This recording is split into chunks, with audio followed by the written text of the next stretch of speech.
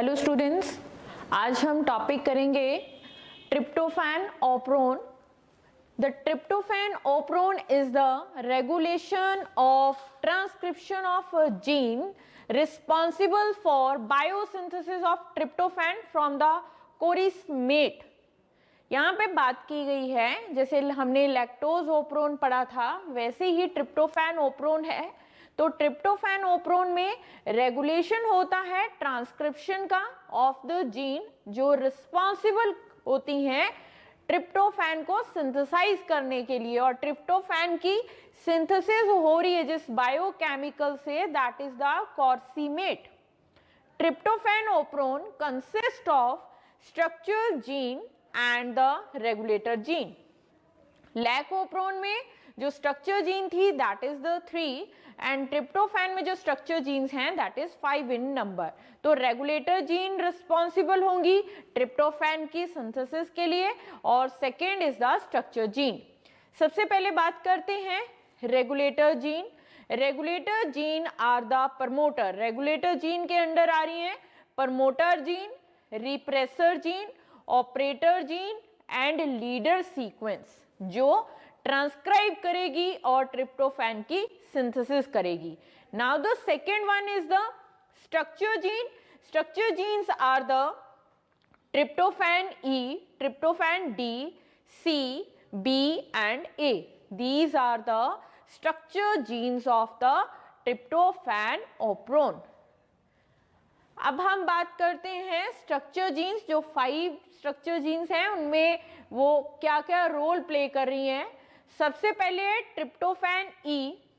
Tryptophan E structure gene encode the enzyme anthranilate synthase 1।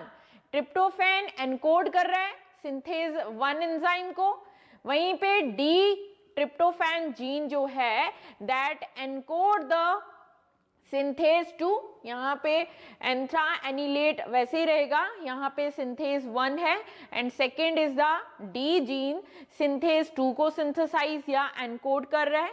सी जो है that gene encodes the enzyme N5 phosphorybosyl anthranilate isomerase and indole 3 glycerophosphate synthase enzyme. यहाँ पे tryptophan C gene इस enzyme को synthesize करेगा, encode करेगा। वहीं पे tryptophan B encode the enzyme tryptophan synthase B subunit. यहाँ पे सिंथेज बी सब यूनिट को सिंथेसाइज कर रहा है। वहीं पे ट्रिप्टोफैन ए एनकोड कर रहा है ट्रिप्टोफैन सिंथेज ए सब यूनिट को। तो यहाँ पे ये स्ट्रक्चर जीन्स अलग अलग तरह से एंजाइम्स को एनकोड कर रही हैं। अब हम बात करते हैं रेगुलेटर जीन, जिसमें सबसे पहले आता है repression. Repression when the tryptophan is absent. अगर मीडियम में ट्रिप्टोफैन एब्सेंट है तो वहां पे repressor gene that is the tryptophan R encodes the repressor protein. Repressor gene जो है वो क्या बना रहा है, repressor protein. This is the protein, यहाँ पे प्रोटीन आएगा विच इज ओरिजिनली इनएक्टिव। वो रिप्रेसर प्रोटीन जो है अगर मीडियम में ट्रिप्टोफैन प्रेजेंट नहीं है तो वो रिप्रेसर प्रोटीन इनएक्टिव होगा। In the absence of tryptophan transcription of structure gene occur for the biosynthesis of tryptophan from कॉर्सीमेट। ये जो कॉर्सीमेट है उससे ट्रिप्टोफैन की बायोसिंथेसिस हो रही है with the help of 5 structure jeans. अगर वो इनएक्टिव रहेगा रिप्रेसर प्रोटीन तो स्ट्रक्चर जीन्स जो हैं वो ट्रांसक्राइब करेंगी। मींस ट्रिप्टोफैन अगर मीडियम में प्रेजेंट नहीं है तो रिप्रेसर प्रोटीन जो होगा वो इनएक्टिव फॉर्म में रहेगा और उस ड्यूरेशन में स्ट्रक्चर जीन्स ट्रांसक्राइब करेंगी। अब यहां पे इस डायग्राम के थ्रू समझते हैं।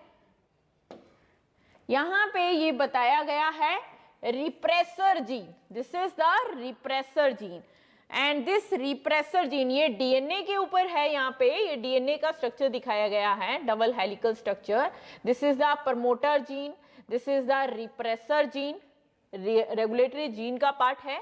रिप्रेसर जीन ट्रांसक्राइब कर रहा है and synthesise the messenger RNA. Messenger RNA translate कर रहा है और ट्रांसलेट करके प्रोटीन बना रहा है.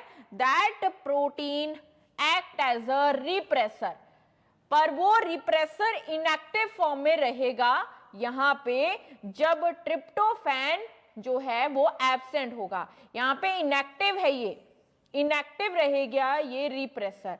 तो जब इनएक्टिव होगा, यहाँ पे लिखा हुआ है कि ट्रिप्टोफैन एब्सेंट, रिप्रेसर इनएक्टिव और ओपरोन ऑन मोड पे रहेगा, यानी जो स्ट्रक्चर जीन्स हैं वो ट्रांसक्राइब करके ट्रांसलेट करेंगी और वो 5 टाइप्स की एंजाइम सिंथेसाइज करेंगी.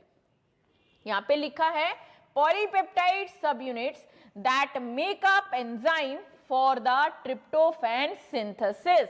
जो कॉर्सीमेट से ट्रिप्टोफैन की सिंथेसिस हो रही है उसमें जो डिफरेंट एंजाइम्स चाहिए, that enzyme synthesized by these 5 structure genes. और ये तब ऑन मोड पे चल रही है जब यहाँ पे कोई भी रिप्रेसर के साथ जो है वो बाइंड नहीं करा है, यानी कि रिप्रेसर इनएक्टिव फॉर्म में है. तो RNA polymerase enzyme operator gene पे रहेगी और ऑपरेटर जीन से स्ट्रक्चर जीन्स को ट्रांसक्राइब करवाएगी. तो यहाँ पे इस टाइम ये ऑन मोड पे है स्ट्रक्चर जीन्स.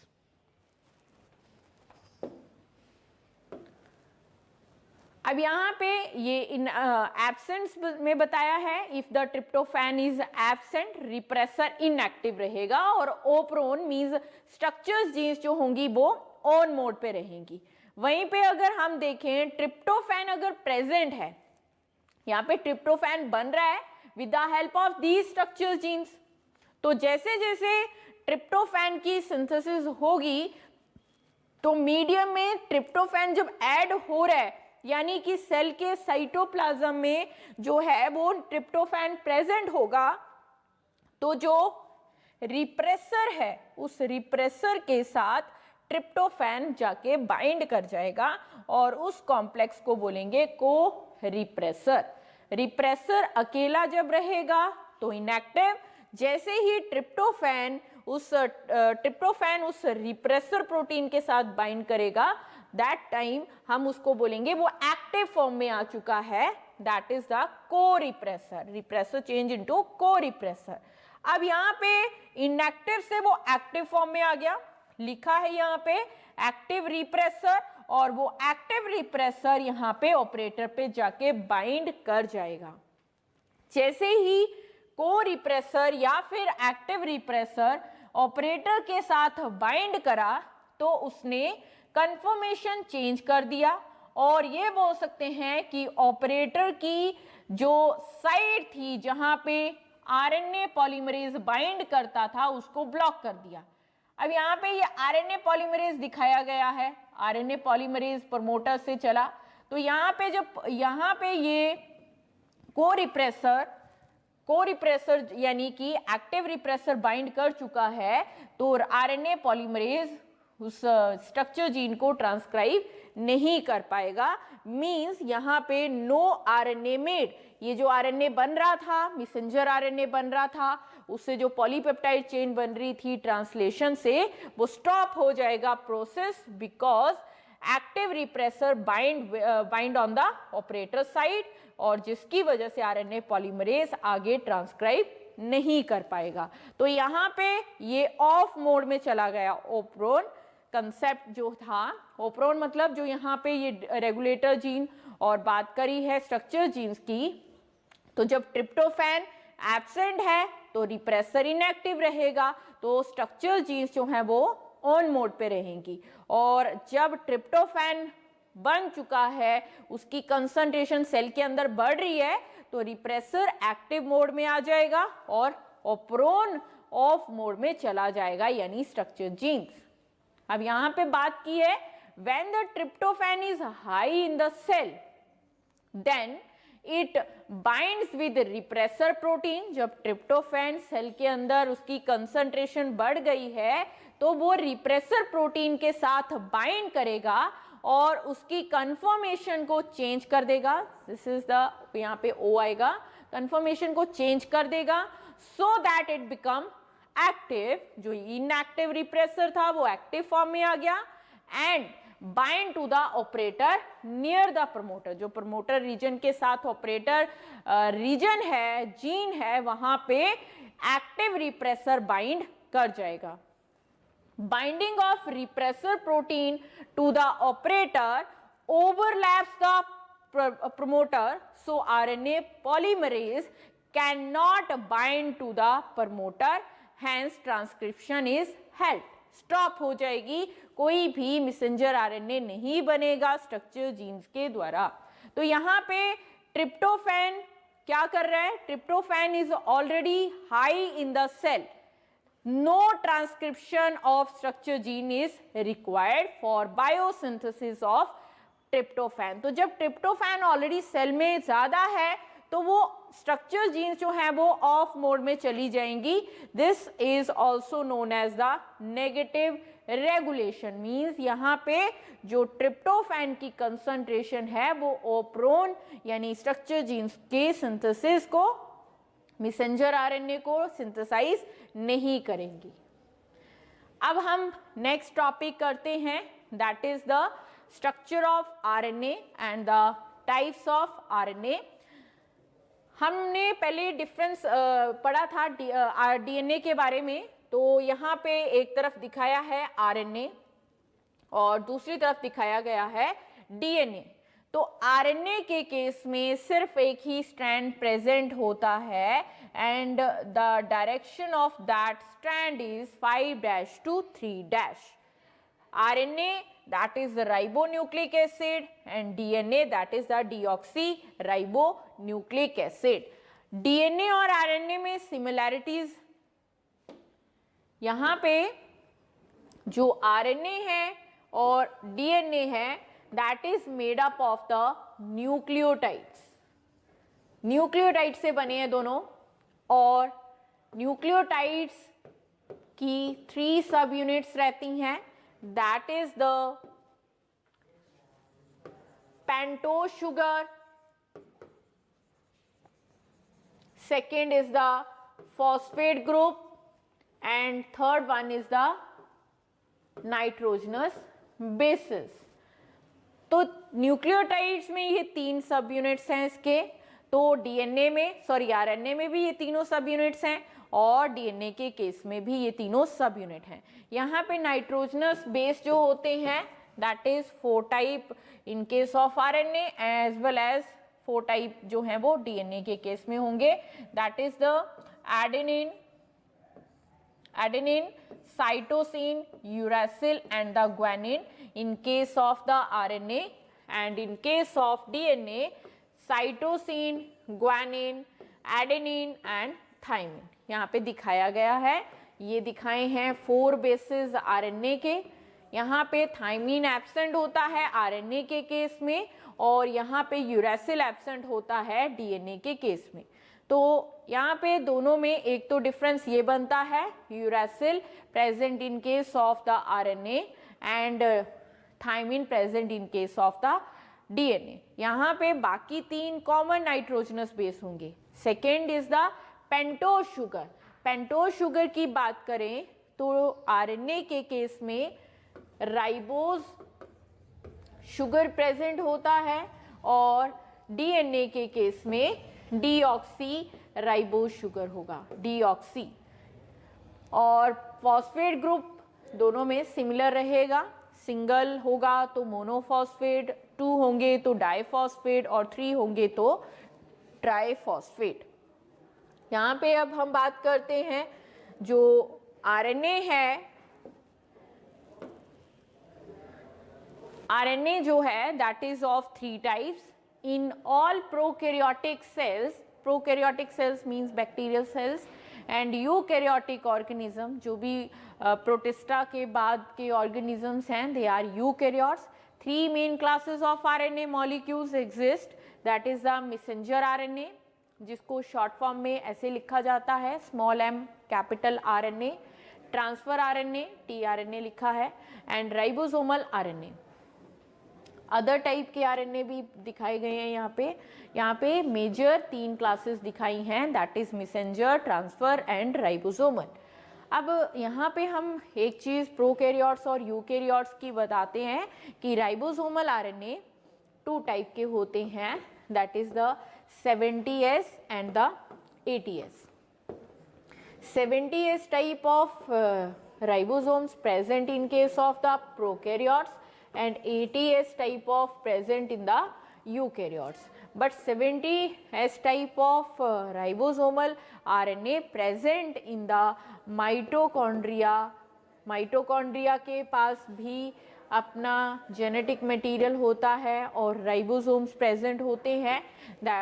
माइटोकॉन्ड्रिया चाहे यूकैरियोट्स का हो, क्योंकि प्रोकैरियोट्स के पास तो वेल डिफाइंड ऑर्गेनेलिज प्रेजेंट ही नहीं होती, बट यूकैरियोट्स में वेल डिफाइंड ऑर्गेनेलिज प्रेजेंट होती हैं। तो माइटोकॉन्ड्रिया में जो है वो 70S टाइप का राइबोसोम प्रेजेंट होता है। And the in plant cell chloroplast also contains the 70S type of RNA। Cytoplasm में 80S टाइप के RNA रहेंगे, बट यहाँ पे ऑर्गेनेली में जो है वो 70S टाइप का राइबोसोमल सब यूनिट्स प्रेजेंट होंगी। यहाँ पे अब हम बात करते हैं जो एक्स्ट्रा RNA है, that is the small nuclear RNA, second is the micro RNA, third one is the small interfering RNA and the heterogeneous nuclear RNA। यहाँ पे मेजर क्लासेस ये 3 बताई हैं, messenger, transfer, ribosomal, and other one is the small nuclear RNA, micro RNA, small interfering RNA and heterogeneous nuclear RNA। सबसे पहले अब हम बात करेंगे messenger RNA। Messenger RNA DNA से ट्रांसक्राइब होके बन रहा है, ट्रांसक्रिप्शन के प्रोसेस से। यहाँ पे मैसेंजर RNA मैंने आपको बताया था, जो मैसेंजर RNA है, दैट मैसेंजर RNA जो डीएनए हेलिक्स है, डीएनए हेलिक्स में एक की डायरेक्शन 5' to 3' है और दूसरे स्ट्रैंड की 3' to 5' है। तो यहाँ पे जहां से ट्रांसक्रिप्शन का प्रोसेस हो रहा है डीएनए का, वो स्ट्रैंड कौन सा रहता है जिसकी डायरेक्शन 3' to 5' है। यहाँ पे that strand is the template strand. तो टेम्पलेट स्ट्रैंड का ट्रांसक्रिप्शन होता है और नॉन टेम्पलेट की तरह ही मैसेंजर RNA बनेगा जिसकी डायरेक्शन 5' to 3' होगी। तो यहाँ पे सेल के न्यूक्लियस में यानी न्यूक्लियोप्लाज्म में वो वहाँ पे ट्रांसक्रिप्शन का प्रोसेस चल रहा है और मैसेंजर RNA वहाँ से न्यूक्लियर पोर से रिलीज हो जाएगा, जबकि प्रोकैरियोट्स के केस में साइटोप्लाज्म में ही ये प्रोसेस चलेगा ट्रांसक्रिप्शन का। अब यहाँ पे बात की है, जैसे ही मैसेंजर RNA बन जाता है, मैसेंजर RNA के पास वो कोडोन्स प्रेजेंट हैं जिनसे कोई पर्टिकुलर अमाइनो एसिड या पॉलीपेप्टाइड्स की सिंथेसिस होगी। अब हम यहाँ पे बात करें कि जो मैसेंजर RNA है वो टोटल सेल में कितना % प्रेजेंट होता है। Messenger RNA comprises only 5% of RNA in the cell, only 5%. Most heterogeneous in the size and base sequences। अब यहाँ पे heterogeneous की भी बात करी। अब स्टार्टिंग में जो प्राइमरी ट्रांसक्रिप्ट बन के निकलता है जिसमें एक्सोन्स प्लस इंट्रोन्स प्रेजेंट होते हैं, और जो अदर टाइप के RNA मैंने बताए वो RNA स्प्लाइसिंग के प्रोसेस में यानी स्प्लाइसिंग में हेल्प करते हैं। All the members of the class function as the messenger RNA carrying the information in a gene to the protein synthesizing machinery। यहाँ पे पीछे हमने जैसे ट्रिप्टोफैन ओप्रोन पढ़ा, तो जो स्ट्रक्चर जीन्स हैं वो स्ट्रक्चर जीन जब ट्रांसक्राइब कर रही हैं तो उससे सिंथेसिस हो रही है मैसेंजर आरएनए की, और उस मैसेंजर आरएनए से प्रोटीन बन रहा है। That protein is modified into enzymes, और वो एंजाइम क्या फंक्शन कर रही हैं, जैसे ट्रिप्टोफैन के केस में कॉर्सिमेट जो बायोकेमिकल था, that biochemical change into tryptophan. तो यहाँ पे कई स्टेप्स हैं और हर स्टेप में अलग एंजाइम इन्वॉल्व हो रही है। जैसे हमने बेटल और टैटम का एक्सपेरिमेंट समझा था, उस एक्सपेरिमेंट में एक जीन एक एंजाइम बना रही थी, फिर सेकेंड जीन अनदर एंजाइम बना रही थी, और वो एक लिंक्ड प्रोसेस था जिसमें लास्ट में आर्जिनिन की सिंथेसिस हो रही थी जो न्यूरोस्पोरा की ग्रोथ में हेल्प करता था। यहाँ पे वैसे ही है, कॉर्सिमेट से ट्रिप्टोफैन की सिंथेसिस हो रही है, हर स्टेप में एक अलग एंजाइम जो है वो एक्ट कर रही है, जो जीन्स स्ट्रक्चर जीन्स जिनको सिंथेसाइज कर रहा है, ट्रांसलेट कर रहा है, और वो प्रोटीन एंजाइम की तरह एक्ट कर रही हैं। तो यहाँ पे बताया है मैसेंजर आरएनए कोडोन्स को लेके आता है डीएनए से, और उन कोडोन्स को फिर ट्रांसफर आरएनए और राइबोसोमल आरएनए की हेल्प से प्रोटीन की सिंथेसिस होगी by the process of translation.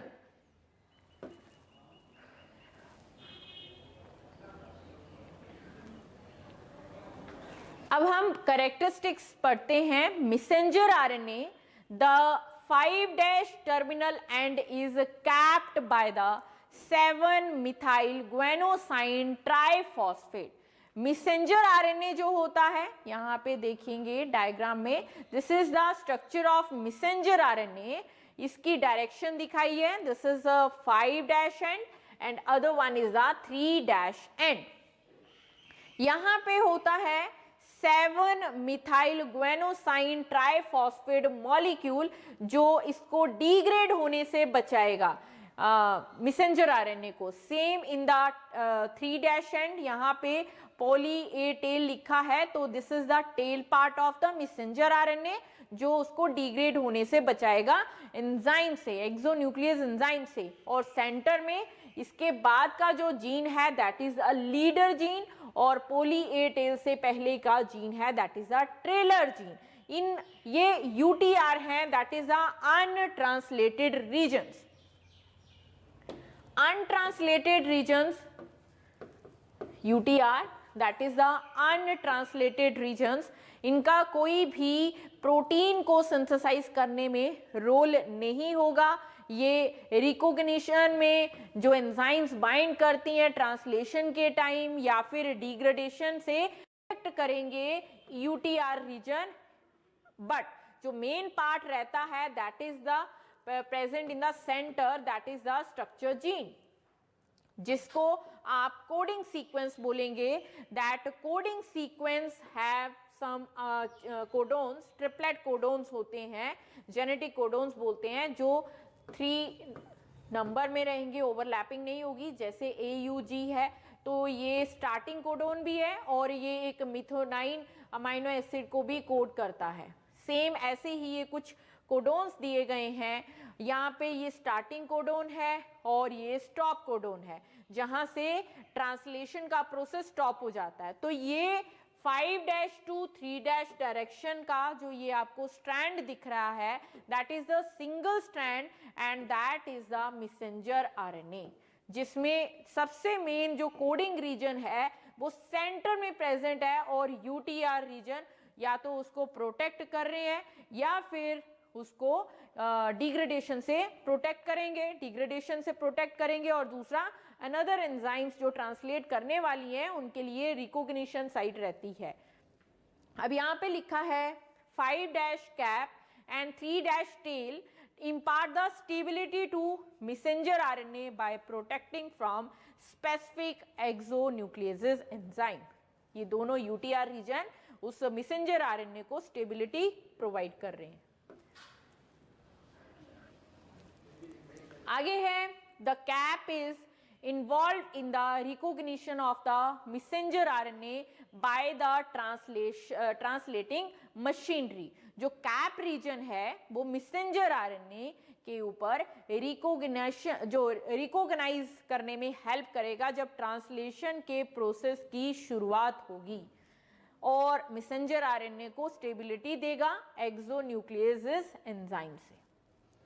अब बात करते हैं जो 3' एंड होता है मैसेंजर आरएनए का, that have a polymer of, वहां पे टेल रीजन पे एडिनाइलेट रेजिड्यू होता है और उसमें कुछ 22 to 50 पॉलीमर्स की यूनिट रहती है, और टेल प्रिवेंट करता है, मैंने बताया 5' पे जो ग्वेनोसाइन मॉलिक्यूल है वो भी प्रोटेक्शन दे रहा है उसको एक्सोन्यूक्लियस एंजाइम से। सेम 3' पे भी एक्सोन्यूक्लियस एंजाइम के अटैक से ये एडिनाइलेट मॉलिक्यूल जो होगा, रेजिड्यू जो होगा, वो उस मैसेंजर आरएनए को प्रोटेक्ट करेगा। Histones and interferons do not contain poly A tails. जो ये पॉली ए टेल रीजन है वहां पे हिस्टोन और इंटरफेरोन्स जो हैं वो प्रेजेंट नहीं रहेंगे।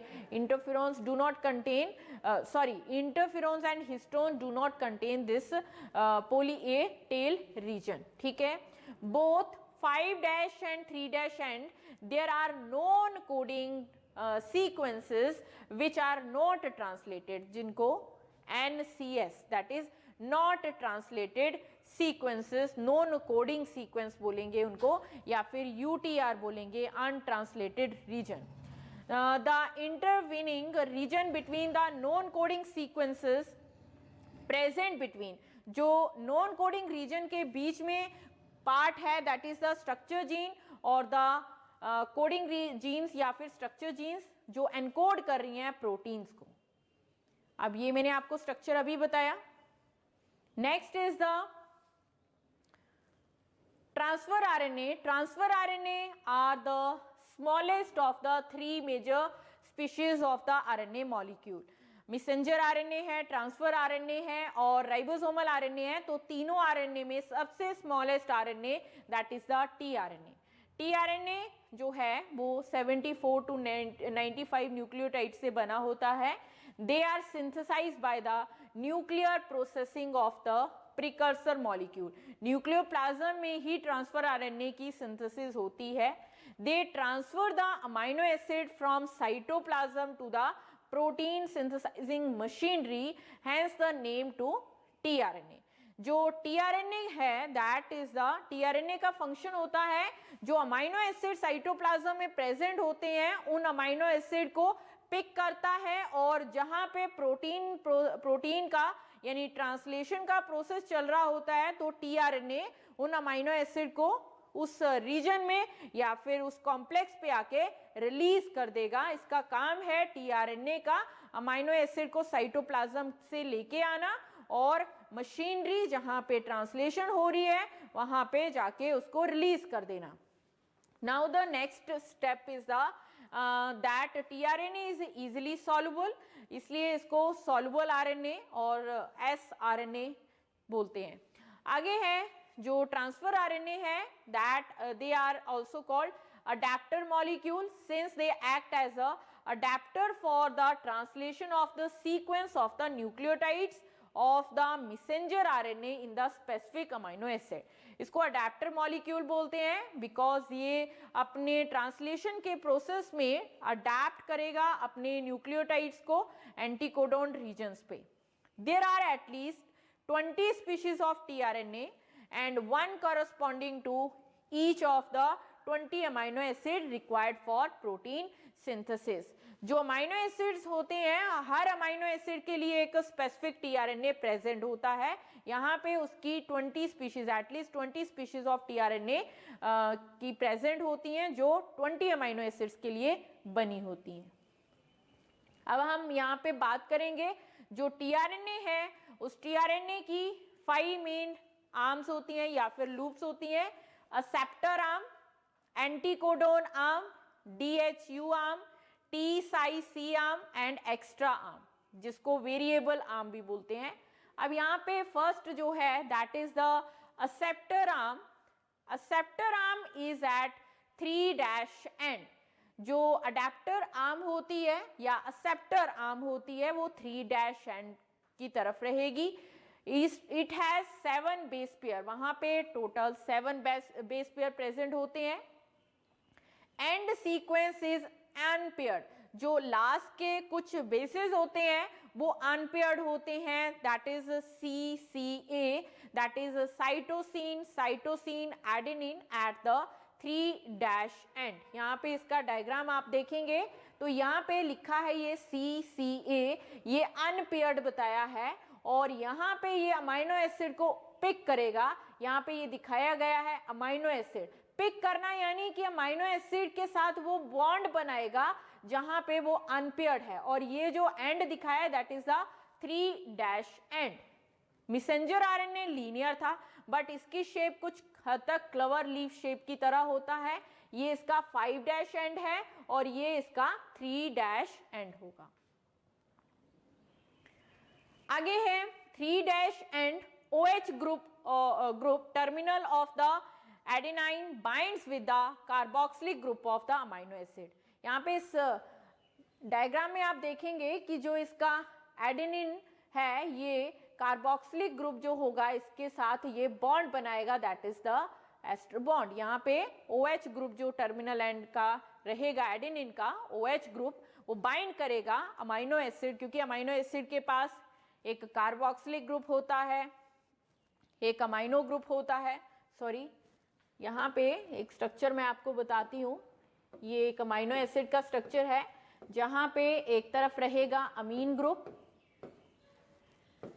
दूसरी तरफ होगा कार्बोक्सिलिक ग्रुप और ऊपर की तरफ हाइड्रोजन और नीचे की तरफ R, कोई भी फंक्शनल ग्रुप जो वेरी करेगा हर अमाइनो एसिड के लिए.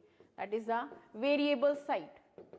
यहाँ पे जो अमीन ग्रुप है और कार्बोक्सिलिक ग्रुप है यहाँ पे ये चीज कॉमन रहेगी. दिस इज द जो बैकबोन है अमाइनो एसिड का, जहाँ पे ये 3 मॉलिक्यूल आ रहे हैं और कार्बन अल्फा कार्बन सेंटर में रहेगा. तो यहाँ पे जो कार्बोक्सिलिक ग्रुप होगा अमाइनो एसिड का वो एडेनाइन के हाइड्रोक्सल या फिर OH ग्रुप के साथ जो है वो बॉन्ड बनाएगा. tRNA bound with amino acid is called amino acyl tRNA. जब tRNA अमाइनो एसिड के साथ बॉन्ड बना लेता है तो उसे बोलेंगे अमाइनो एसाइल tRNA या फिर चार्ज्ड tRNA. चार्ज्ड इसलिए क्योंकि उसके ऊपर अमाइनो एसिड बाइंड कर चुका है. CCA attachment is done post transcriptional. यहाँ पे CCA अटैचमेंट जो हो रही है तो ट्रांसक्रिप्शनल के बाद हो रहा है ये प्रोसेस. यानी कि ट्रांसक्रिप्शन में तो मैसेंजर आरएनए की सिंथेसिस हो रही है, मैसेंजर आरएनए के बाद स्प्लाइसिंग का प्रोसेस होता है और स्प्लाइसिंग के बाद चार्ज्ड tRNA जो है वो बनेगा. तो ये ट्रांसक्रिप्शन के बाद का प्रोसेस है.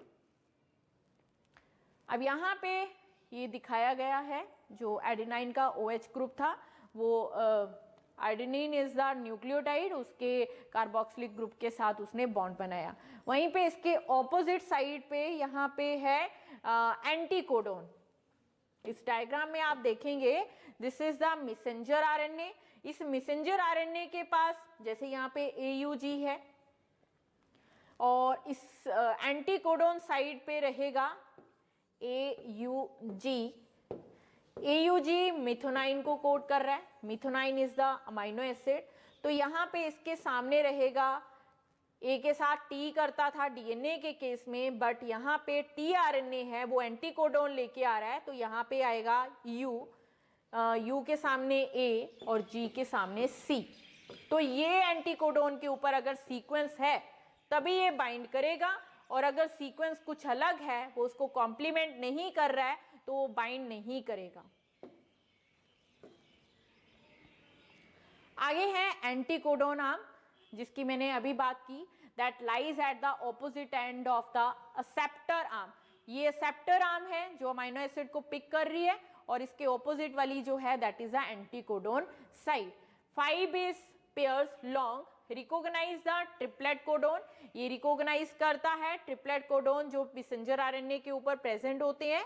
Base sequence of anticodon arm is complementary to the base sequence of messenger RNA codon. यहाँ पे मैसेंजर आरएनए के ऊपर जो कोडोन है वो बेस सीक्वेंस उस एंटीकोडोन के कॉम्प्लीमेंट करेगी, और कॉम्प्लीमेंट करेगी तो वो हाइड्रोजन बॉन्ड बनाएगा, क्योंकि जो बेस होते हैं उनके बीच में हाइड्रोजन बॉन्ड बनता है, पर यहाँ पे वो हाइड्रोजन बॉन्ड जो है वो शॉर्ट पीरियड के लिए बनेगा जब तक टीआरएनए अमाइनो एसिड को रिलीज ना कर दे। Next arm is the DHU, इसमें 3 to 4 बेस पेयर प्रेजेंट होते हैं। It serve as the recognition site for the enzyme amino acyl tRNA synthetase. जब बाइंड करता है अमाइनो एसिड टीआरएनए के ऊपर तो डीएचयू आर्म रिकॉग्नाइज करने में हेल्प करता है इस एंजाइम को, that is the amino acyl tRNA synthetase that adds the amino acid to the acceptor arm. इस एंजाइम की हेल्प से एक्सेप्टर आर्म में अमाइनो एसिड बाइंड करा with the help of bond. आगे है T psi C arm, this arm is opposite to the DHU arm. इस arms के opposite वाली आर्म है ये। Since it contains pseudouridine that's why it is so named. यहाँ पे ये डी साई सी आर्म जो है ये डीएचयू के ऑपोजिट है, यहाँ पे स्यूडो यूरिडीन प्रेजेंट होता है और ये बाइंड करने में हेल्प करता है राइबोसोमल यूनिट को टीआरएनए, और जब पूरा कॉम्प्लेक्स ट्रांसलेशन का जुड़ता है तो उस कॉम्प्लेक्स को बाइंड करने में ये आर्म हेल्प करेगी। नेक्स्ट है वेरिएबल आर्म और the extra arm. It is about 75% जो है टीआरएनए का ये वेरिएबल आर्म रहेगी। That molecule possess the short extra arm. यहाँ पे 3 to 5 बेस पेयर प्रेजेंट होते हैं। tRNA is said to be belonging to the class 1 and majority of tRNA belong to class 1। यहाँ पे बताया है कि जो tRNA है दैट tRNA ट्रांसफर RNA उसकी कुछ कैटेगरीज होती हैं और उनको क्लासेस में डिवाइड किया गया है। तो जो tRNA रहेगा क्लास 2 का उसके पास लॉन्ग एक्स्ट्रा आर्म होती है, जबकि दूसरी वाली क्लास 1 के पास शॉर्ट आर्म रहेगी वेरिएबल आर्म, जिसमें 13 to 21 बेस पेयर उसकी लेंथ होती है। जबकि अगर बात करें क्लास 1 की तो उसमें 3 to 5 बेस पेयर प्रेजेंट होते हैं। Now the third type of RNA is the ribosomal RNA. Mammalian ribosome contains 2 major nucleoprotein subunits, a larger one with the molecular weight is 2.8 10 की पावर 6। जो 60s देखिए यहाँ पे बात की है 2 सब यूनिट्स की, एक सब यूनिट होती है लार्जर वाली 60s और जो स्मॉल वाली होती है दैट इज द 40s, और ये उसका मॉलिक्यूलर वेट है तो 1.4। जो स्मॉलर वाली है उसका मॉलिक्यूलर वेट कम होगा लार्जर वाली से और जो 60s सब यूनिट है that contains the 5s ribosomal RNA and 5.8s RNA, S stands for the subunit यहाँ पे, एंड 20s RNA. There are also जो भी यहाँ पे जो लार्जर यूनिट बताई है ये लार्जर यूनिट की स्मॉलर सब यूनिट्स बताई गई हैं that is the 5s, 5.8s and 20s। यहाँ पे 50% जो है that is more than 50 specific polynucleotides के लिए ये सब यूनिट हेल्प करती है। सेकेंड सब unit is the 40s which is smaller in size that contains the single 5s RNA and approximately 30 distinct polypeptide chain को ये ट्रांसलेट करेगी। आगे है all the ribosomal RNA molecules except the 5s RNA are processed from single 40s precursor RNA molecule in the nucleolus। जो nucleus के अंदर nucleolus होता है उसकी हेल्प से राइबोसोमल यूनिट्स बन रही हैं और ये जो राइबोसोमल यूनिट के सब पार्ट्स हैं ये न्यूक्लियोलस में बन रहे हैं। 5s RNA is independently transcribed। यहाँ पे सभी जो आरएनए की टाइप बताई हैं उसके सब पार्ट्स बताए हैं वो न्यूक्लियोलस बनाता है, सिर्फ 5s RNA इंडिपेंडेंटली ट्रांसक्राइब करेगा।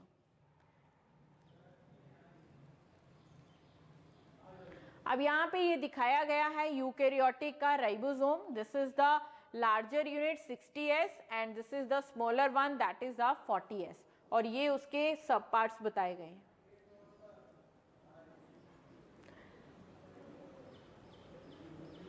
जो स्मॉल न्यूक्लियर आरएनए है जो एक्स्ट्रा में आ रहा है वो स्प्लाइसिंग में हेल्प करेगा। यहाँ पे लिखा है small nuclear RNA are involve in the process of splicing. जो इंट्रोन्स होते हैं, जो नॉन कोडिंग पार्ट्स होते हैं, उनको रिमूव करने में हेल्प करता है snRNAP, that is the small nuclear RNA of the primary transcript. Transcription से जो प्रोडक्ट बना है that is the primary transcript, और उसको मैच्योर मैसेंजर आरएनए में चेंज करना है, that process is called splicing. तो स्प्लाइसिंग में ये जो यूनिट्स हैं that units is the small nuclear RNA जो स्प्लाइसिंग में हेल्प करेगा। यहाँ पे लिखा है कि snRNA form the complexes with protein to form the ribonucleoproteins particles called, ये जो हैं ये पार्टिकल्स हैं आरएनए के जिनको बोला है स्मॉल न्यूक्लियर आरएनए, और ये इसके साथ जुड़ेंगे मैसेंजर आरएनए प्राइमरी ट्रांसक्रिप्ट के साथ और इंट्रोन्स को रिमूव कर देंगे, और introns are the non coding parts. जो प्राइमरी ट्रांसक्रिप्ट की लेंथ थी मैच्योर मैसेंजर आरएनए की लेंथ छोटी हो जाएगी, क्योंकि उसमें कई इंट्रोन्स ऐसे थे जो कुछ इंट्रोन्स नॉन कोडिंग रीजन्स होते हैं, इंट्रोन्स को रिमूव कर दिया, सिर्फ कोडिंग पार्ट्स रह गए तो उसकी लेंथ डिक्रीज कर जाएगी। Next is the small nuclear RNA is the subset of small RNA are significantly involved in the messenger RNA processing and gene regulation। यहाँ पे ये यूनिट्स बताई हैं जो हम अभी बात कर रहे थे, small nucleo particles that is U1, U2, 4, 5 and the 6, these are involved in the intron removal and processing of heterogeneous RNA into messenger RNA। ये हीट्रोजीनस आरएनए है और ये जो बन रहा है यहाँ पे सिर्फ एक्सॉन रह गए हैं, तो हीट्रोजीनस आरएनए से मैच्योर मैसेंजर आरएनए को सिंथेसाइज करने के लिए ये प्रोटीन पार्टिकल्स हेल्प करेंगे, जिससे स्प्लाइसिंग का प्रोसेस कंप्लीट होगा। जो U7 है snRNA का that involve in the production of correct 3' end of the histone messenger RNA which lacks a poly A tail। मैंने यहाँ पे बताया था इसके पास poly A tail region absent होगा। That's it, thank you।